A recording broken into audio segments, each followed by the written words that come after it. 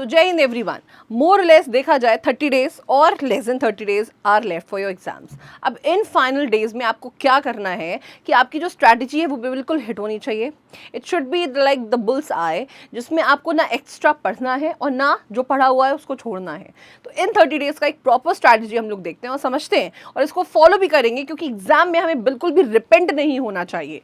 तो स्टार्ट करते हैं एक 30 डेज स्ट्रैटेजी में, जिसमें ओवरऑल स्ट्रैटेजी हम लोग समझेंगे कि रिटन एग्जाम को हम कैसे फोकस कर सकते हैं, और ये फाइनल है, समझ रहे हैं। जिसमें अब अल्टीमेटली ये बात आपको भी समझ में आती है कि मैथ्स और जीएटी ये दो पोर्शंस हैं। दिस इज पेपर 1, जिसको क्रैक करके आप जाओगे जीएटी में।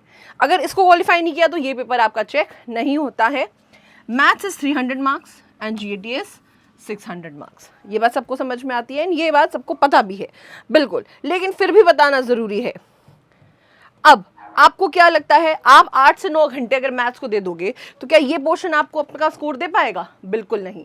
तो आपको एक बहुत ही कॉम्प्रिहेंसिव अप्रोच लेके चलना है, बैलेंस्ड अप्रोच, जिसमें दोनों को ही आपको कवर करना है। एंड जिसमें सबसे पहले बात करते हैं कैसे स्टडी प्लान क्या होना चाहिए कि भाई अब आप 8 से 10 घंटे से नीचे तो नहीं पढ़ोगे, दिस इज फॉर श्योर। हर दिन आपको डिवोट करना है 8 से 10 घंटे, राइट। फोकस स्टडी होनी चाहिए। अब इसको आपको सेक्शन में डिवाइड कर दो। 3 घंटे मैथ्स दे दो, क्योंकि भाई पेपर 1 है, क्वालिफाई करना ज़रूरी है। इंग्लिश 2 घंटे दे दो, क्योंकि जीएटी में इंग्लिश अगर क्वालिफाई नहीं किया तो आगे का पेपर चेक नहीं होगा और स्कोर भी तो बढ़ाना है अपन को। Then general knowledge and science 3 घंटे दे दिया, क्योंकि इसमें भी बहुत सारे आपके सबसेक्शंस आ जाते हैं। Got it. इन 3 घंटे में आपको ऑल्टर सब्जेक्ट उठाने हैं। उसके अलावा रिविजन एंड मॉक टेस्ट हर ऑल्टरनेट पे, एक पे मॉक टेस्ट दिया, अगले दिन उसका रिवीजन कर रहे हैं बैठ के। तो मतलब आपको ये 2 घंटे इस चीज़ को डेडिकेट कर देने हैं, राइट। अब मॉक टेस्ट देने बैठोगे तो ऑब्वियसली 2.5 घंटे का दोगे, तो उसके अकॉर्डिंग आप अपना टाइम उसमें अलॉट कर दोगे। Got it. नेक्स्ट अब आते हैं अगेन एक डिटेल्ड अप्रोच पे, दैट सेज कि week 1 and week 2 concept building and practice. मतलब अभी तक जिसने भी कॉन्सेप्ट में थोड़ा बहुत भी ऊपर नीचे हुआ है, उसके लिए भी ये बात बहुत ज़रूरी हो जाती है कि आप फोकस करोगे फंडामेंटल्स पे, जो रिवाइज करोगे इंपॉर्टेंट टॉपिक्स जो है रिवाइज करोगे, इंपॉर्टेंट जीएटी टॉपिक्स रिवाइज करने वाले हैं।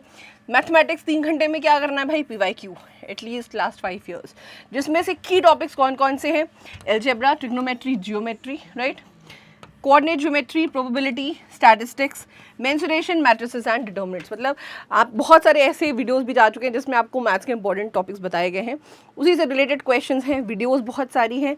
लगाओ बैठ के, क्यों नहीं लगाना, दिस इज़ द टाइम। अब अभी भी नहीं लगाओगे तो कब लगाओगे? एग्जाम्स के बाद तो पॉसिबल ही नहीं है। इंग्लिश में क्या करना है, ग्रामर पे फोकस करना है। टॉपिक्स हम ऑलरेडी बता चुके हैं इंपॉर्टेंट, बट उससे भी ज़्यादा इंपॉर्टेंट है सिनोनिम्स एंटोनिम्स, जितना पड़ा है रिवीजन। होमोनिम्स भी ऐड कर लो, ठीक है। होमोनिम्स भी इसी के थ्रू ही रिवाइज हो जाएंगे। इडियम्स एंड फ्रेजेस, एडिटोरियल्स पढ़ते चलो, कॉम्प्रिहेंशन, क्लोज टेस्ट, पीक्यूआरएस, हर चीज़ सॉल्व होता जाएगा। And one more thing, narration से रिलेटेड भी क्वेश्चंस प्रैक्टिस कर लीजिएगा। Again and again I am warning for this, ठीक है। देन जनरल नॉलेज साइंस 3 घंटे दे रहे हैं, जिसमें से अब देखो इंपॉर्टेंट टॉपिक्स भी टीचर्स के अकॉर्डिंगली है। फिजिक्स में law of motion, thermodynamics, electricity, marks qualify करने according. Electricity, atomic structure, acid basis, organic chemistry पढ़ लिया।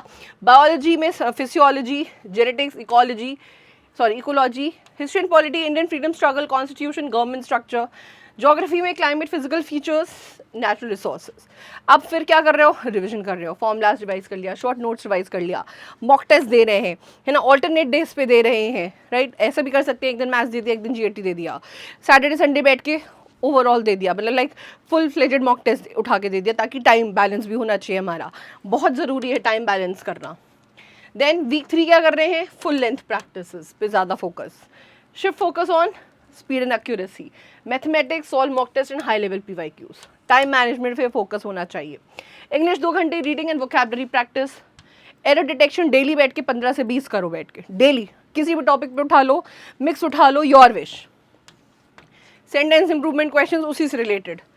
GK and science, short notes, important concepts, 1 liner current affairs question, current affairs को miss नहीं करके जाना है बिल्कुल भी, राइट। मॉक टेस्ट दे दिया, फुल लेंथ मॉक टेस्ट दे के बैठ रहे हैं, और वीक पॉइंट्स को अपने एनालाइज करो, उसको रिवाइज करो, उसके शॉर्ट आप अपने नोट्स बना लो और अपने दीवार में वेरेवर जहाँ पे भी आपको पढ़ने में आसानी लगे, है ना। अब ये आई कैचिंग मोमेंट होने वाला है अब आपका। Then week 4 intensive and exam simulation, last 7 days जो डेडिकेटेड होना चाहिए वो सिर्फ रिविजन, मॉक टेस्ट पे होना चाहिए और कॉन्फिडेंस।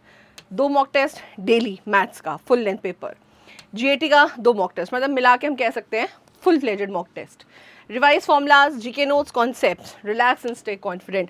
बहुत ज़्यादा हाइपर टेंशन में नहीं जाना है, अरे ये कैसे होगा, अब जितना कर लिया that is more than enough. Exam से पहले बस अपने आप को इतना कॉन्फिडेंस दे दो, what ever I have done is enough. Exam में बैठ के मेरे अंदर कॉन्फिडेंस होना चाहिए।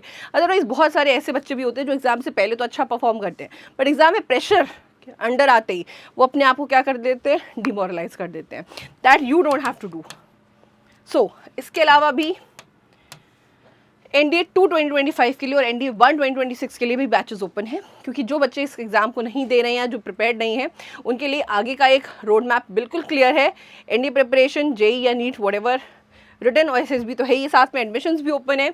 कॉल करिए 9696330033 या व्हाट्सएप कर सकते हो 9696230033 पे। सो मिलते हैं, जय हिंद।